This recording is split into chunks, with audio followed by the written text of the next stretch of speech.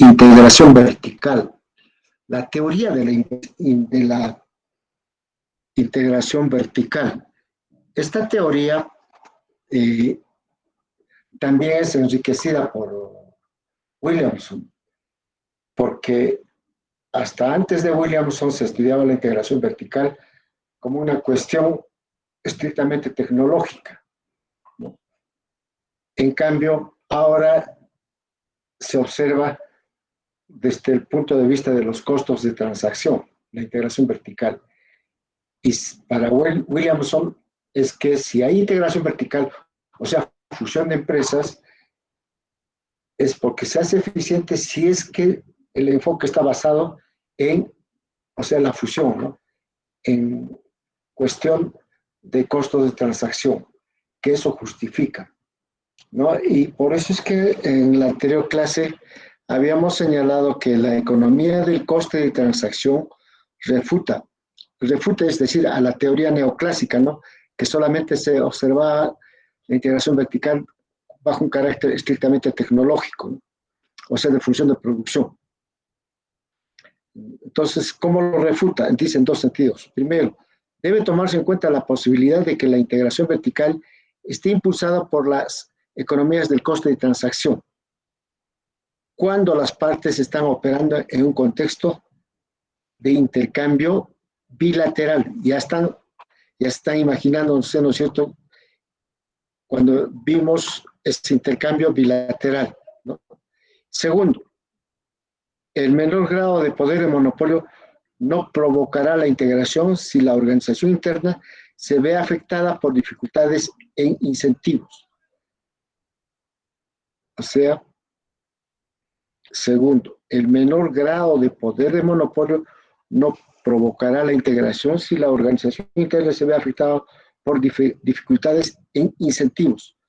Los pequeños grados de poder monopólicos en una etapa no bastan para... Profesor, no está presentando. Ya, gracias.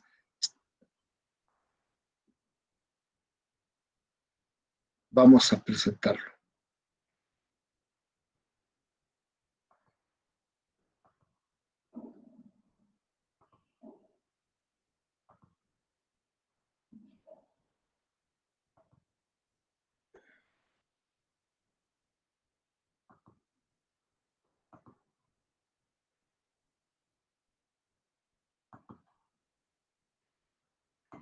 Bien, ahora sí se observa, ¿no es verdad? Entonces, vamos a repetir. Decíamos que la integración vertical se da por dos situaciones. Primero, por la cuestión de costo de transacción. Y la segunda, cuando el poder del monopolio todavía es pequeño, ¿no?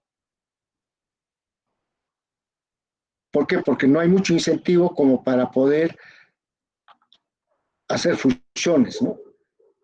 Por eso dicen, no, los pequeños grados de poder monopólicos en una etapa no bastan para garantizar el abasto interno por sí solos. Sin embargo, esto no quiere decir que la integración vertical carezca por completo de problemas en lo que respecta al monopolio. Por el contrario, la integración por las empresas dominantes puede colocar a los rivales más pequeños en una desventaja estratégica. Resulta interesante observar que tales efectos anticompetitivos tienen también orígenes en el costo de transacción. Correcto.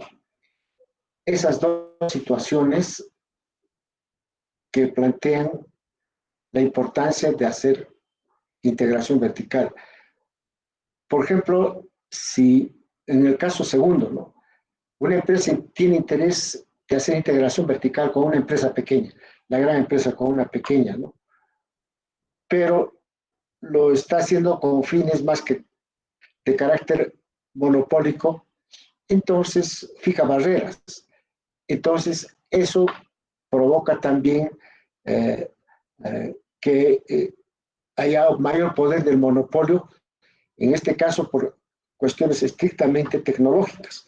Eso no es correcto.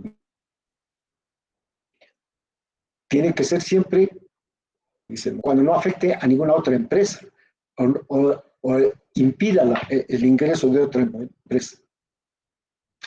Posteriormente, ex post podría ser posible siempre y cuando la empresa ya está en marcha, ya está fusionada, ¿no? Lateral. Pero antes quería yo, justamente, ¿por qué estoy haciendo estoy puntualizando? Porque quiero que vean esta gráfica, ¿no?, que la hicimos en la anterior clase. La pregunta sería, ¿están viendo ustedes? Hay un K asterisco mayor a K barra, ¿no? Ese K barra, K supra barra o supra guión está en el intercepto en la curva de la estructura de costos de gobernación, ¿no es cierto? Ahí está en el intercepto con el eje horizontal, es decir, con el eje del indicador de la especificidad de los activos. Ahí se está interceptando ahí, ¿no es cierto? Ese K supra barra. Y acá hay un K asterisco. Y si ustedes observan también un poquito más adelante, hay un K sombrero. Entonces estamos observando tres Ks. En otros términos, el movimiento de la especificidad de los activos, ¿no?, se está observando en 3 puntos. Y ahí viene la pregunta. ¿En cuál de las Ks recomendaría Williamson que se haga integración vertical? Para todos, abierta. ¿Quién quiere responder? Repito, hay 3 Ks ahí, ¿no? Entonces, ¿dónde estaría recomendando, en cuál de las Ks estaría recomendando Williamson la integración vertical? Observen bien.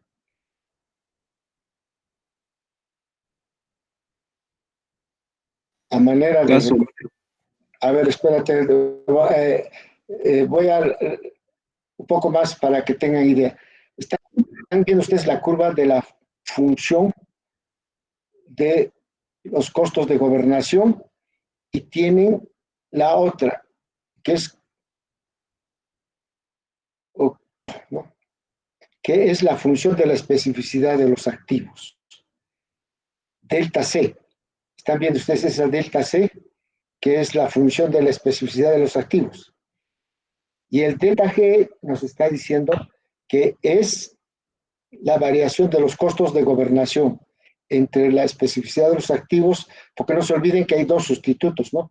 O bien operamos en la cuestión del mercado interno, o sea, costos burocráticos de la gobernación interna, o visto por el otro lado, en el eje vertical, pero inferior, los costos de gobernación de los mercados. La gobernación por mercados o la gobernación interna. Entonces, con eso más creo que ya me pueden ahora sí decir de esas 3 Ks, ¿dónde estaría recomendando Williamson que haya fusión, integración vertical? Había un alumno que ya quería comentar, ahora sí los escucho. ¿Quién quiere comentar, por favor?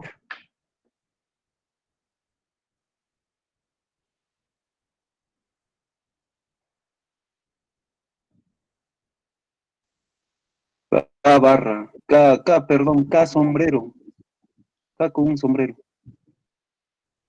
Jonathan, ¿no? ¿Por qué crees, Jonathan, que podría ser K sombrero?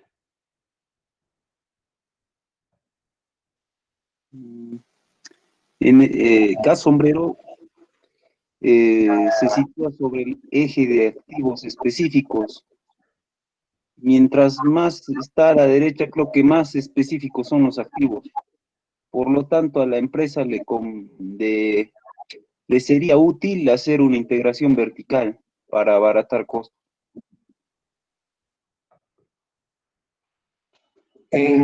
Dices K sombrero. Es correcto. intuitivamente ha respondido que efectivamente cuando se está en K sombrero, Williamson recomendaría integración vertical. Pero Jonathan, ¿cuál sería tu argumento? Que está en la misma gráfica la respuesta.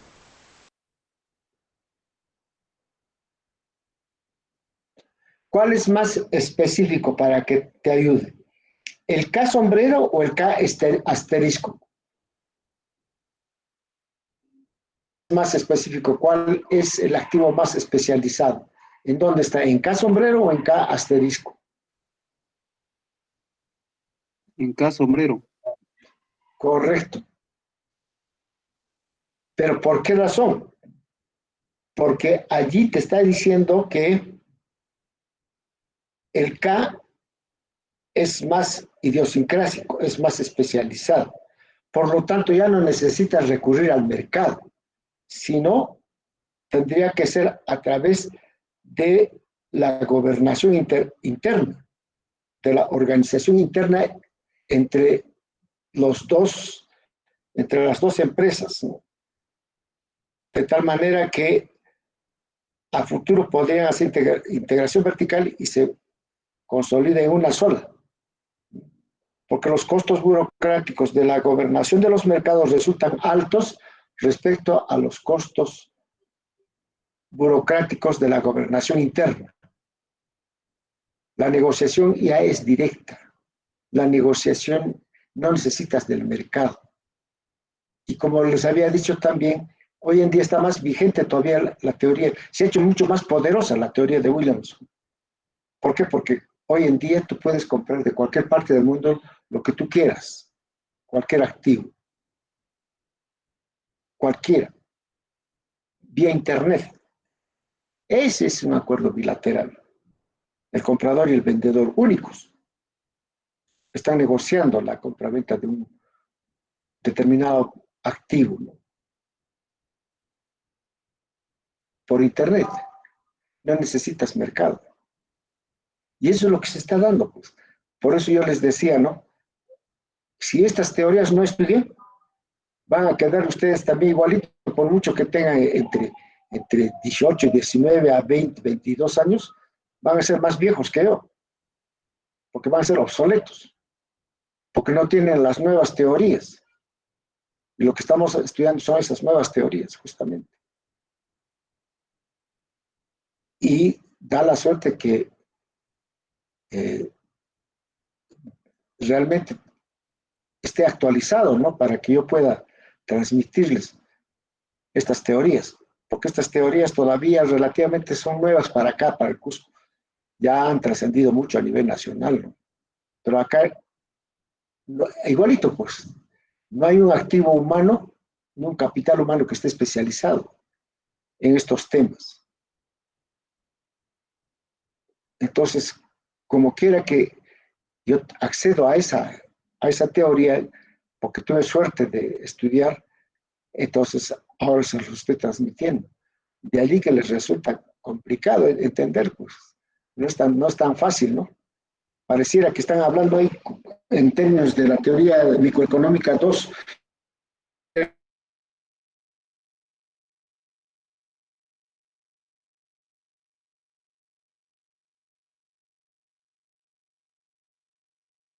Que otro país, que tenemos que verlas en otro sentido, ¿no?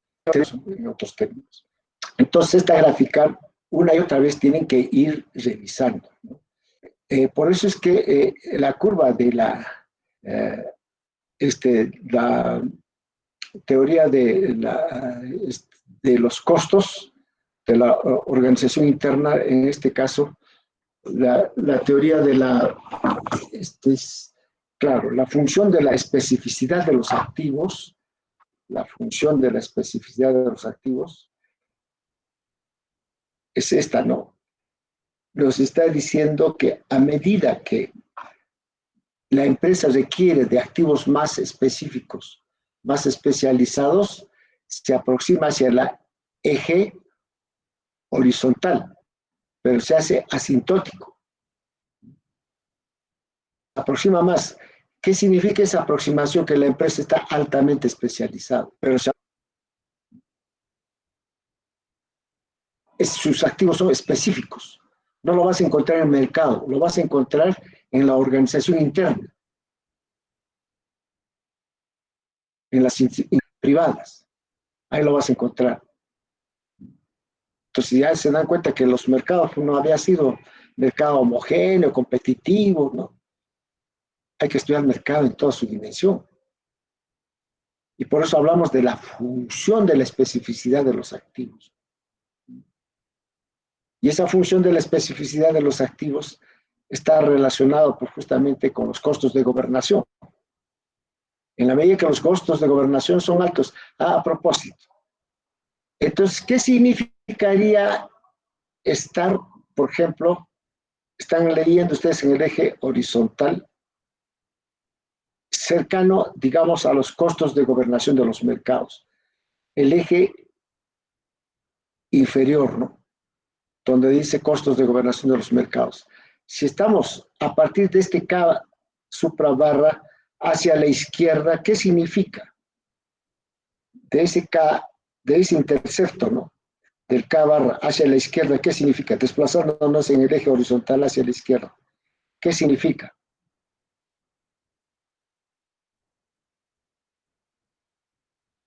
En este caso, los costos de gobernación de los mercados es mayor o menor a los costos burocráticos de la gobernación interna. Porque ahí está el K asterisco, te está diciendo claramente, K asterisco es mayor que K. ¿Qué significa ese K asterisco mayor que K suprabarra?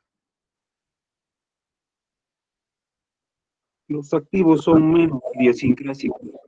Tienes que recurrir al mercado necesariamente para proveerte de eso. Perfecto, esa es la respuesta. Se prefiere más el mercado que la gobernación interna. A ver, el último que ha participado como apellida, Cusipa antiguos. Cusipa Antiguos. Y Jonathan, tu apellido. Ah, sí, tu Cusipa Antiguos eres tú, ¿no? Sí, Jonathan. Correcto. Entonces, que quede bien claro eso. Esa es la forma de leer. Entonces, volviendo ahora sí a la integración vertical, después de ese que valió la pena poner énfasis en lo que habíamos tratado. Habíamos estado viendo los límites eficientes de una industria que hace integración vertical. Los límites eficientes de la integración vertical. ¿Qué significa? Gráficamente observando. Gráficamente observando, ustedes están viendo todas esas líneas rectas, rojas, ¿no? La línea roja. Al interior de esa están operando distintas plantas, distintas empresas, pero hoy fusionadas en una gran industria. Había, lo vamos a ver, pero merece comentarlo. En Estados Unidos, si más no recuerdo, es la General Motors. La General Motors hizo pues integración vertical en el siglo pasado, ¿no? En la década de los, si mal no recuerdo, los 60, 70. Por eso les decía el monstruo de Riverdale. ¿Qué significa eso? General Motors, que está produciendo autos, empezó a comprar minas de hierro, minas de cobre, empezó a comprar bosques para la madera, ¿no? Y la construcción de carrocerías. Iba integrando muchas empresas para hacer una sola gran industria automotriz. Pero también, como aquella vez no había esta teoría, la empresa estaba fusiona y fusiona más que todo con fines de poder monopólico, ¿no? Y no lo veía en términos de costo de transacción. Entonces, pasado el tiempo, finales del siglo XX, Muchas de esas plantas han tenido que volver a venderlo la empresa, ¿no? Y quedarse solamente con la planta matriz de la producción de carros, ¿no? Porque tampoco no conviene integrar todo, ¿no?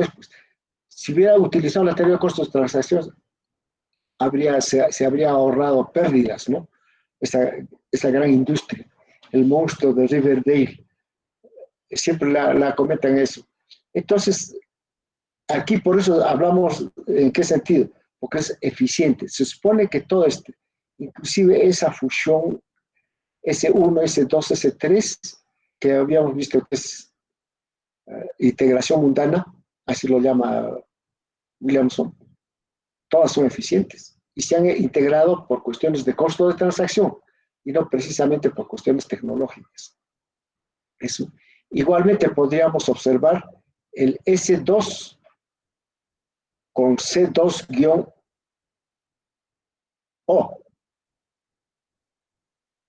o sea, integración vertical lateral. Seguramente que algunas autopartes, accesorios, esta planta produce para la planta principal, pero están fusionadas. Pero si ustedes observan la parte inferior, no está fusionada, ¿no? S2 no está fusionada con S2B. Simplemente hay una relación comercial de compra-venta. O sea, este C2-B está abasteciendo a S2, pero es otra empresa. Está fuera de la frontera eficiente, ¿no? Está fuera. Y es que todas las empresas, toda industria, una gran planta siempre necesita pues, abastecerse de insumos. Y cada insumo es un mercado. Entonces aquí también vemos plantas fusionadas y plantas no fusionadas. Pero también observamos que las plantas pueden tener integración vertical hacia adelante, integración vertical hacia atrás, ¿no? O integración vertical lateral. Y también si entramos a la parte ya de las ventas, la planta S3 ya está ofreciendo el producto acabado, el producto final S3. Su problema es ahora, ¿lo vendo directamente o a través de terceros, concesionarios? Porque aquí en S3 estamos viendo los dos mercados, que la empresa puede vender directamente, como es D-O, o puede venderlo, o puede vender, ¿no? Porque estamos ya en la fase de distribución, indirectamente a través de terceros. Por ejemplo, en la industria automotriz, a lo largo de la Avenida de la Cultura tenemos un conjunto de empresas, ¿no? Hay un conjunto de empresas vendedores de autos. Todos son concesionarios. Entonces, esos concesionarios son el D-B, concesionarios. Solamente vendedores, ¿no? De estos productos finales.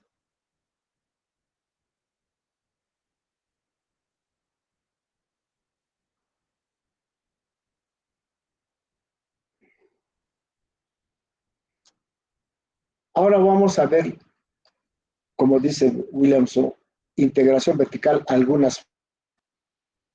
¿Qué significa eso? Cuando estuvo investigando en su momento Williamson, ha observado empresas integradas, ¿no? Y va a encontrar la explicación por qué de su integración, con el enfoque de costos de transacción, por supuesto, ¿no? Entonces va a ver ahí que no es en todo, pues no, así nomás no se hace integración vertical, ¿no? Tiene que haber una de integración para que la industria sea eficiente, pues, ¿no? Entonces, la integración vertical mundana comprende la integración de etapas sucesivas dentro de la tecnología fundamental. Estas etapas son S1, S2, S3, la segunda clase, que es más exótica, comprende la integración de las actividades periféricas o fuera del sitio. Ahí está claramente S2, en la gráfica están viendo ustedes S2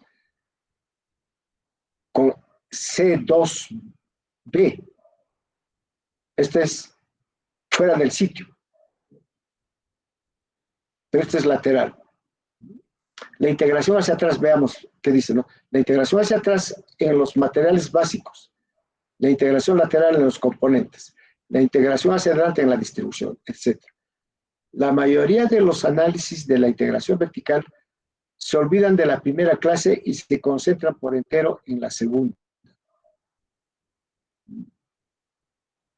Considérese, por ejemplo, la propiedad y la operación de etapas sucesivas de una refinería de petróleo. Nosotros hubiéramos tenido, pues ustedes no tienen idea cuánto nos hacen daño la corrupción. Ahorita habría ya estado operando, que debería haber estado operando el gasoducto que llegue al Cusco. Los ejemplos habrían sido mucho más reales para nuestra sociedad, ¿no? ¿Por qué? Porque ya habíamos tenido pues una industria que se está desarrollando en base al gas, ¿no?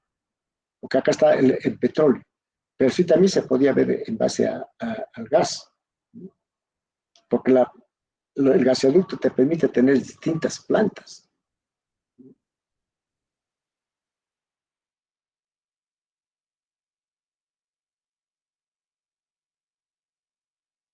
Vino un señor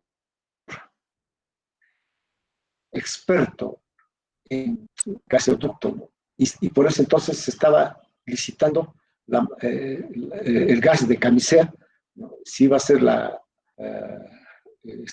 Shell Oil, claro, o otra empresa. Entonces pusieron una serie de problemas y la Shell se retiró y por eso entró pues, esa empresa que está actualmente explotando, ¿no?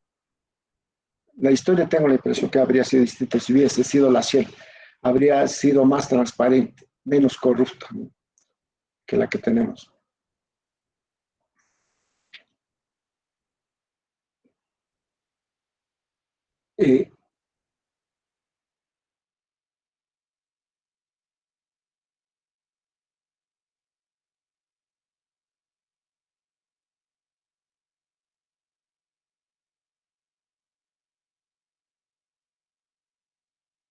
Entonces, a su vez, como ya tenemos la materia prima del acero,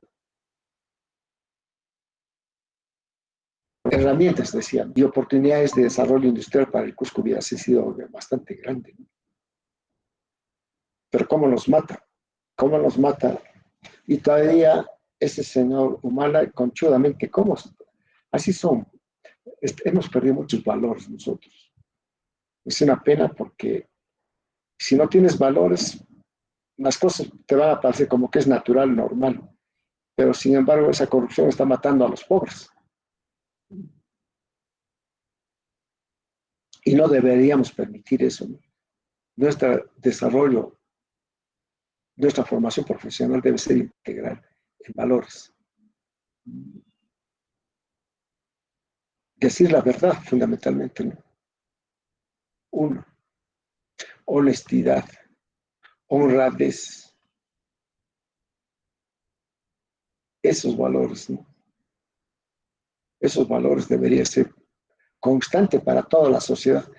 Así habríamos alcanzado más rápidamente nuestro desarrollo y no como ahora, frenados, retrasados, con problemas, ¿no? Así que ya se están dando cuenta de la importancia de tener una institucionalidad bien fuerte que haga cumplir las normas, las leyes. De eso se necesita. Aquí estamos hablando de una industria bajo el supuesto que las instituciones son fuertes, tanto públicas y privadas. Pero si no es así, por lo justo hacemos teoría también. Pero no por ese hecho de que haya corrupción no vamos a estudiar, tenemos que estudiar todo lo contrario, inclusive con más fuerza.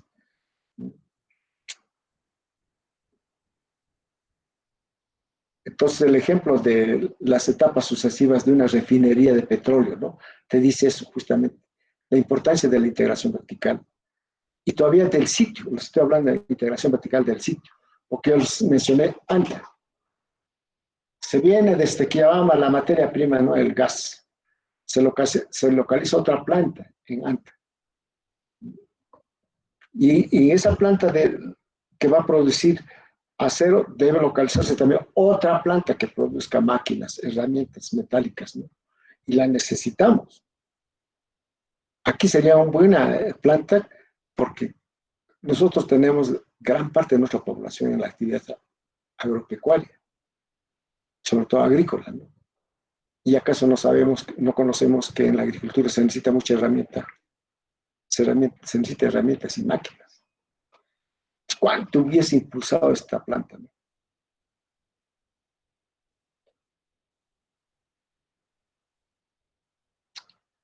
Quiere entrar a la interpretación del costo de transacción, ¿no? Para ver la integración vertical. Chandler, Porter, Livesey se refiere reiteradamente a las inadecuaciones de los distribuidores existentes. Para una explicación, la integración de los fabricantes hacia adelante en la distribución. Una explicación es cuando se observa la operación de los factores de las economías de escala, la economía de alcance y el costo de transacción. Además, aparece también un factor que hasta ahora no se había destacado, el de las exterioridades, economías externas, ¿no? El mapa cognoscitivo del contrato divide la economización del costo de transacción en dos partes, la rama de la gobernación y la rama de la medición. La primera se ocupa de los problemas de la armonización y la adaptación del intercambio, donde el comercio bilateral ex post está apoyado por las inversiones en activos específicos.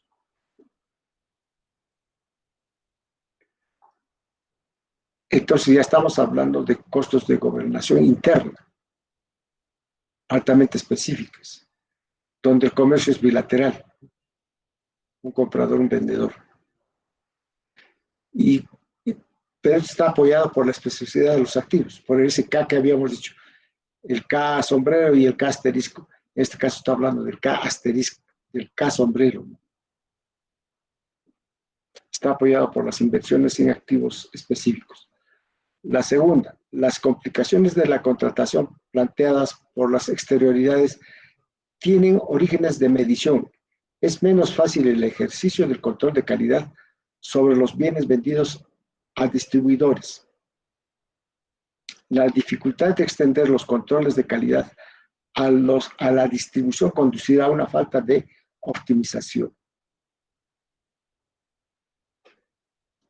Entonces, aquí habíamos estado hablando sobre economías de escala y sobre todo economías de alcance, ¿no? Cuán importante es la planta cuando eso también se evalúa a través de los costos de transacción. No siempre, nada está dicho, ¿no? Muchas veces son eficientes. Yo sigo sosteniendo, por ejemplo, para nuestra agroindustria de productos andinos, no hay nada mejor que tener un conjunto de pequeñas empresas. Porque si se fusionaran y tratar de buscar, porque yo escuchaba decir eso, ¿no? En vez de que tantas empresas pequeñitas, ¿por qué no los fusionamos y una sola gran empresa y que abastezca todo el mercado? No funcionaría. Porque el mismo Williamson lo dice, ¿no? Porque en las empresas pequeñas no podemos hablar de especificidad de activos. Porque esos activos los podemos encontrar en el mercado. No son altamente especializados. Por eso es que hasta lo fabrican las máquinas, ¿no? Nuestra industria metalmecánica produce máquinas para la agroindustria. Entonces no puede haber allí integración vertical, ¿no? Pero es eficiente, lo más interesante, ¿no? Entonces la eficiencia no es tanto, justamente ahí decía, ¿no? Por las economías de escala, sino más bien por los costos de transacción, ¿no? ¿Dónde se está minimizando costos, ¿no?, de transacción?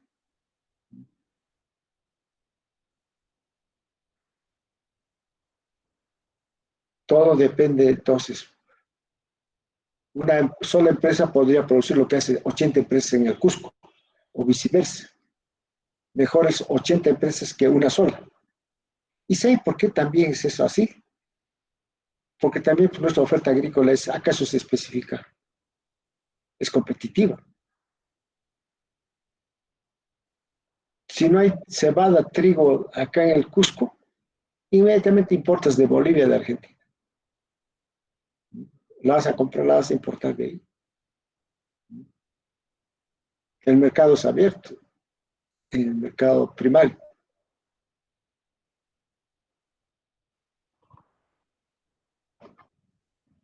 Eh, Cuando se hacen propuestas, yo escucho hablar fácilmente a mis colegas mismos del clúster, de la, digamos, ¿no? de la industria metalmecánica, un clúster del turismo, un clúster. Y realmente a ustedes les dicen de todo, pues son vendedores de cebo de culebra. Porque primeramente hay que entender esto, lo que estamos estudiando, qué estructuras de mercado.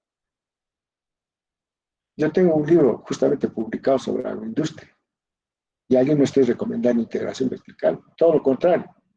Prefiero que haya muchas pequeñas empresas, porque se adecua para el tipo de producto que tenemos, ¿no? Las pequeñas empresas y no las grandes, porque las grandes son más específicas, más especializadas, pues, ¿no? En cambio, estas pequeñas, todo lo tenemos en el mercado, la podemos conseguir todo en el mercado, pero sí hay que elevarle su productividad, su eficiencia, para que sean competitivas.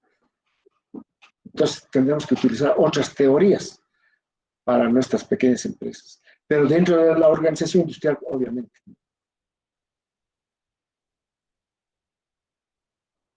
Es probable que las economías de escala sean menos pertinentes que las economías de alcance para una decisión de integración hacia adelante en la distribución.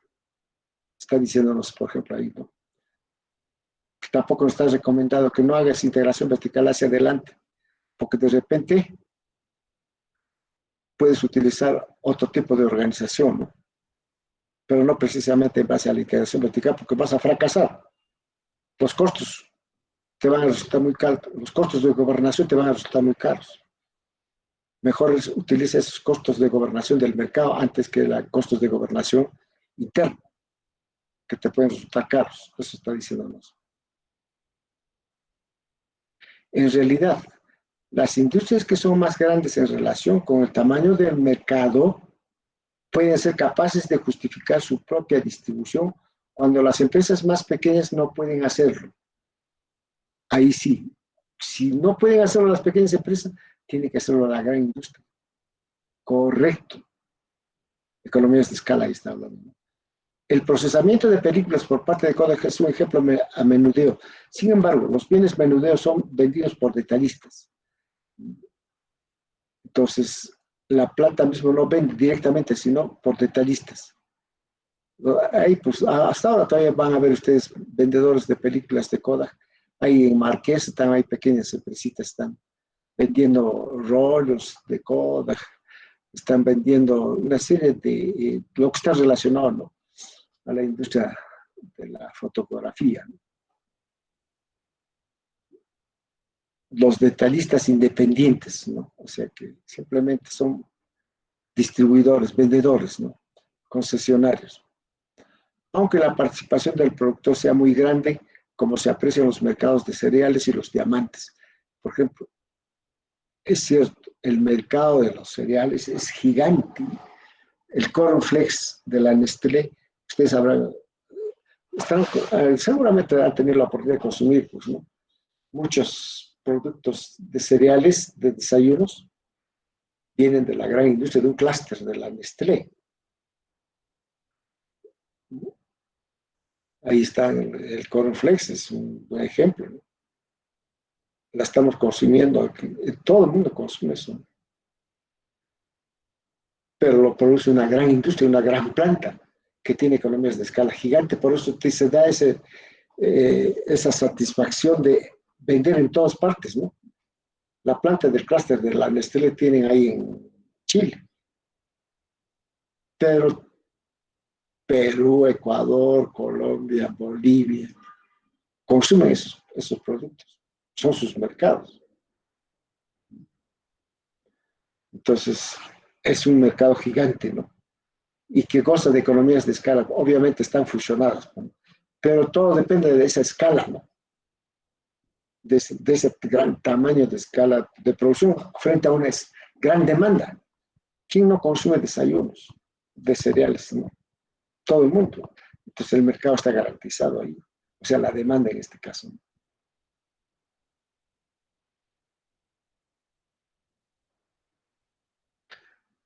Los cereales, desayunos, sopas, carnes, todo eso de la agroindustria están relacionadas, pues, a la gran industria, pero que no están integradas. Los supermercados, los malls, los supermarkets, los minimarkets, todos son vendedores, pero son detallistas, ¿no? Son vendedores de esa gran industria, ¿no? Por eso no están integradas. Y a la gran industria le conviene así, porque reduce costos. Mejor que, ¿para qué yo tengo mi planta? Imagínense nomás la Nestlé que se le ocurra decir, yo voy a tener una gran tienda en el Cusco para vender todos mis productos de la Nestlé, leche condensada, todas esas cosas.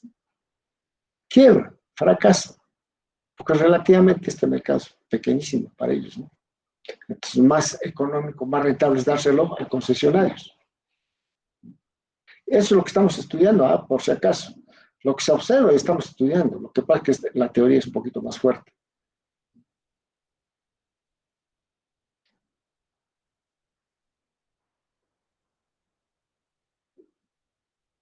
Las decisiones de integración hacia adelante asumen las pautas siguientes.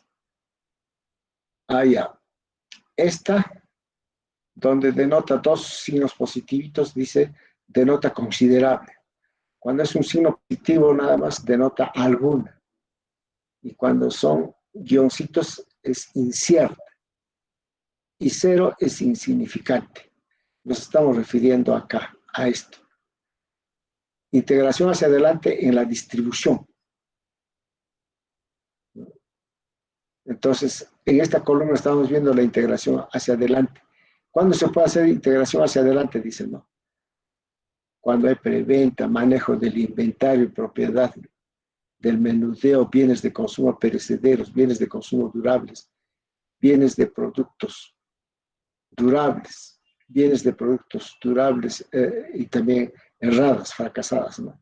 Pero por otro lado, miren, estamos hablando desde el punto de vista de los costos de transacción. ¿Y qué incluye desde el punto de vista de los costos de transacción? Economías de alcance, externalidades o exterioridades, ¿no? Y cuenta la especificidad de los activos para que haga esa integración vertical. Entonces, cuando leímos esta parte, dijimos que denota considerable, dos signos positivos, te está diciendo Williams, ¿no? En esas condiciones, cuando es considerable, recomiendo integración vertical. Pero si es algo ambiguo, no te recomiendo. Peor si es incierta, ¿no? O es insignificante. Ya se los dije. La pequeña agroindustria que tenemos en el Cusco es insignificante. Ellos jamás estarían pensando en fusionarse, porque no sería rentable fusionarse, ¿no? Y es cierto, pues, nuestra agroindustria tiene un mercado cautivo. Ellos saben dónde van a vender, todo eso ya están organizados por esa línea. ¿Y quiénes son los que se encargan de hacer esa distribución? Los grandes supermercados, pues, ¿no?